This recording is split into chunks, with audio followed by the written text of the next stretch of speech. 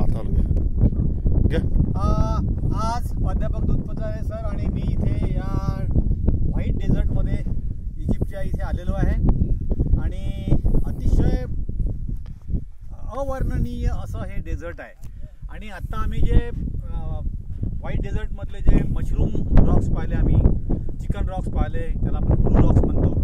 तर हे जे रॉक्स आहे हे अप्रतिम आहे. जगात अशा प्रकारचे पांढऱ्या लाईमस्टोनमध्ये कुठेही पाहायला मिळत नाही. आणि लाईमस्टोनचा जो खालचा भाग आहे, कच्चा लाईमस्टोन आहे, अगदी झालेला आहे आणि तो कटल्यामुळे मशरूम रॉक्स तयार झालेले आहे. तर हे पाहायसाठी खूप लोक येतात आणि ते आमचं पाहून झालं. आमचं पुन्हा वाळूवरती जीप त्याला काय म्हणतो आपण, डेझर्ट सफारी झाली. आणि डेझर्ट सफारी झाल्यानंतर आता पुन्हा आम्ही इथे कॅम्पिंगला आलो आहे आणि इथे आमची कॅम्प आहे आणि हे सभोवताल खूप सुंदर सुंदर भुरुपा आहे.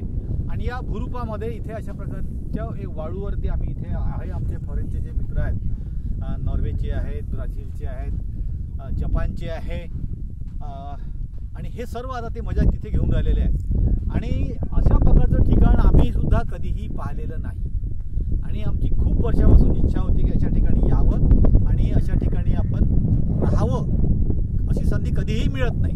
एकदा जंगलात राहायला मिळेल तुम्हाला, पण वाळवंटामध्ये अशा अशा या डेझर्टमध्ये राहायची संधी कधी मिळत नाही आपल्याला. ती आपल्याला मिळालेली आहे आणि म्हणून अतिशय आनंदाची ही बाब आहे. म्हणजे जॉग्राफीच्या दृष्टिकोनातून, जिरेच्या दृष्टिकोनातून आणि कैरोचा जो टूर ऐतिहासिक टूर होता, या दृष्टिकोनातून हा अतिशय महत्त्वाचा टूर आहे.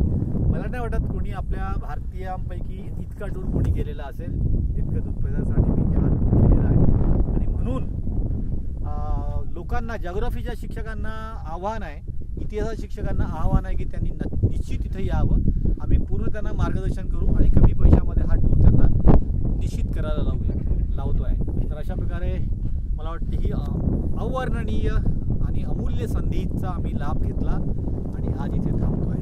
धन्यवाद सर. हा जो एक नॅशनल पार्क आहे, या नॅशनल पार्कच्या बद्दल काय म्हणाल? हा व्हाईट डेझर्ट नॅशनल पार्क आहे.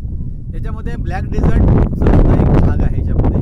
आणि आम्ही येताना आज असं पाहिलं की इथे ओएसिस आहे. म्हणजे अशी शेकडो ओएसिस असतील, परंतु जमिनीमध्ये 1000 मीटरपर्यंत पाणीच पाणी आहे. आणि या पाण्यामुळे इथली शेती माती सुपीक झालेली आहे आणि लोकांचं आयुष्य एकदम भरभराटीला आलेलं आहे.